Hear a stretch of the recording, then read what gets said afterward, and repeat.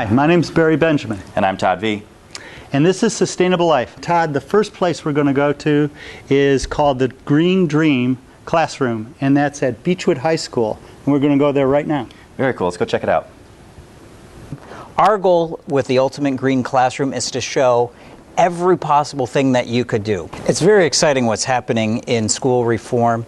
In Ohio alone, in the next 3 years, they're going to build 250 green schools. Last year, our teacher, Greg Perry, he asked our students, he was like, what do you guys want to do?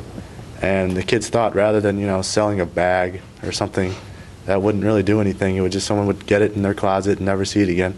They thought, let's do something that would change the world. So they thought of making Ohio's biggest eco-friendly showcase, which is called the GreenDream. This isn't a normal day-to-day classroom. They have to come in, this is a job for them. They have a marketing job, they have a sales job, they have a production job, and it all culminates into this great big show that they put on at the end of the year. It's beyond now being a hippie and trying to save the earth. It's good business. Yes, yeah, and that's certainly what these kids have embraced. And when they sat in their marketing class, they could have just sold green T-shirts. Right.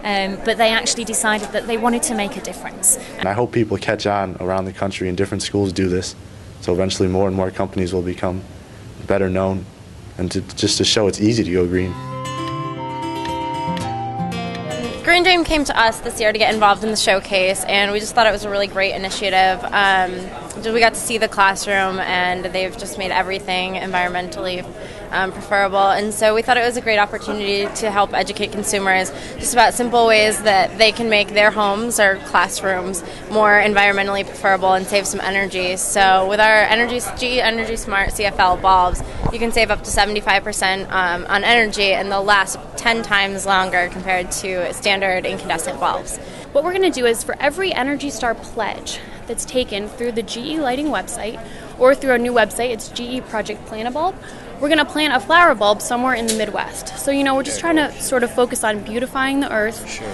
That sort of eco message that ties along with, saving energy in our CFL bulbs. And so what they did was they decided that by bringing in all of these organizations and then bringing in the public with the success that we've had, the public come in, they're educated, each of these companies are networking with each other, and it's all because the students have brought this project together. Well, as a result from last year's showcase, they raised $150,000, and that went into building our classroom. Okay. Which has now become America's greenest classroom. That's a very expensive classroom. Why? Mm-hmm. Because the $150,000 isn't just cold hard cash. It went into services and goods that were donated. Okay. But it is not a cheap thing to achieve what we've done. Well, to start off, we have bamboo flooring right there on the outside of our classroom lining it. VOC-free water-based latex from a company in California that donated enough paint for the entire classroom. Okay. All our chairs are made from recycled product. This chair here is made out of recycled product? This chair right here is made from recycled product. It's a very nice looking chair. That's fascinating. You can't tell, but there are sensors along this whole array of lights, and it senses natural light versus dark. So there's actually less power going to the lights that are closer to the windows. Really? Mm-hmm. And there's sensors all over the room, so if me and you were to walk out of this room, they don't sense our movements, within 5 minutes they'd go off. And pretty much every bit of electronics in this room is all Energy Star certified. My favorite feature of the classroom is our countertops. This is actually ground up aluminum you'll see in here, and it's put into a base and molded for countertops. It's very impressive. Actually, before we got to it, it looked like a granite top. I mean, it's kind of a very cool surface. When you get up on it, you can actually see it. We have glass back there. That's all made from glass bottles. Really? Just melt it down and put in tiling. Our sink uses less water than your average sink. Our dishwasher also uses, I think, half the water that a traditional dishwasher uses. All of our cleaning supplies are eco-friendly, so they don't have any phosphates or nitrates that will harm the environment. All right. I would like to live in here. I'm thinking about moving in, setting up a bed. Very cool. I might see if I can bunk with you. It's a pretty cool space. It's the best classroom I've ever been in, I can assure you that. What we hope, though, is that every school that's going with either LEED certification or trying to green themselves can pull away a few ideas. Maybe it's the paint that they use or the ceiling tiles that they use, maybe the furniture that they bring into the classroom. We feel that we've got a real handle on what we can do in a school, and it has garnered a lot of attention, not only around the state of Ohio, but across the nation. What we're hoping is that we've set the standard and that we are the national model. We know we're not going to change the world with one big show, but as we can wake people up to it and have them grab one or two things that they can do in their home or their school or in their school district, their office buildings, that's our main goal for the day. If everyone can take something away from here, whether it's clothing, whether it's water filtering, if it's food, there's something here for everybody. I know one day I want to get out to all the forests and all the places in the world, and I know if someone now doesn't start it, that eventually they'll be gone.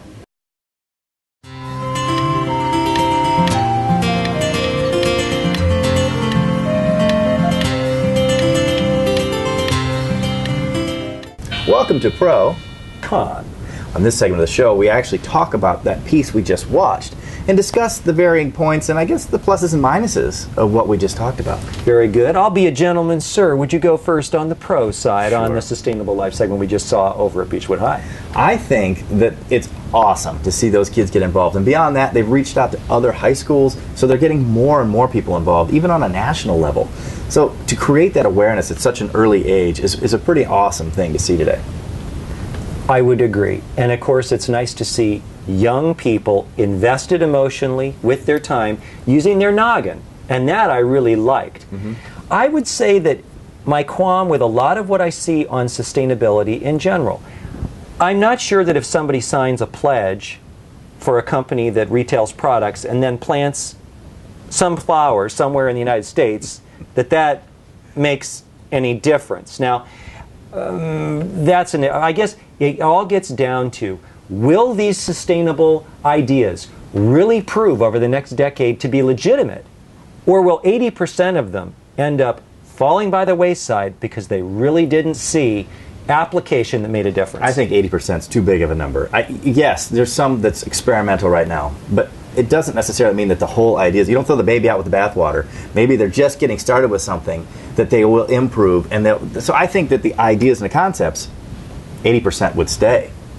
Maybe not that specific product. Well, let's talk about a specific one. Okay, go ahead. Let's talk about sustainable practices. Okay, you got a classroom that was built out with counters, with flooring, with lighting, with chairs, and you throw it all away. Okay, then the truck drives up, the guys come out, they throw it away, it now becomes junk in a landfill. Then you start buying stuff that has to be manufactured, that uses energy, shipped back in, you rebuild out the entire classroom. Was the creation of the classroom itself a sustainable practice? And I know what you're going to say. You're going to say, well, but it's a sample of all these good ideas. But was that sustainable?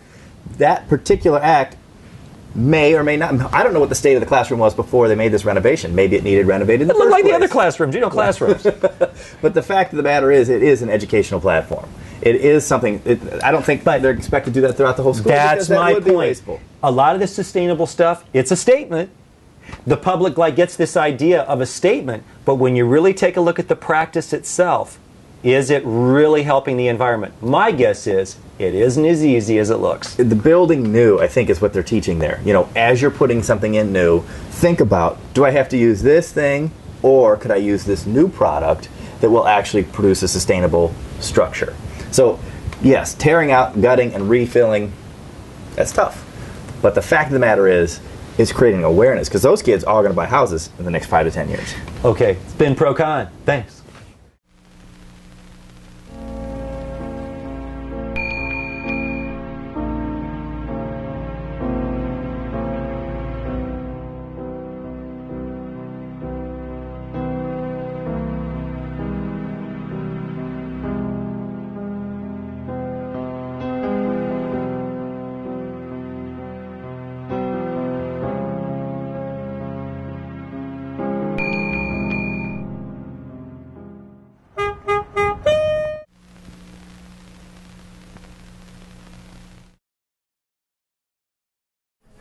So, switching gears here, we're now at Eddie's Bike Shop.